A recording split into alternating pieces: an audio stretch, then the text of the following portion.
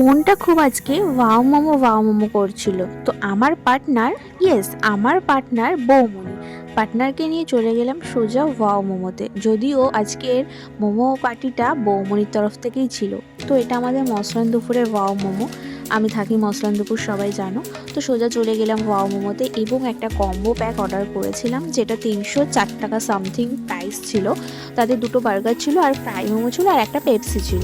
তো প্রচুর পরিমাণে এটা ঝাল ছিল এবং টেস্টিও ছিল। বাচ্চারা খেতে পারবে না ঠিকই, কিন্তু আমরা মানে ভীষণভাবে টেস্ট করেই খেয়েছি।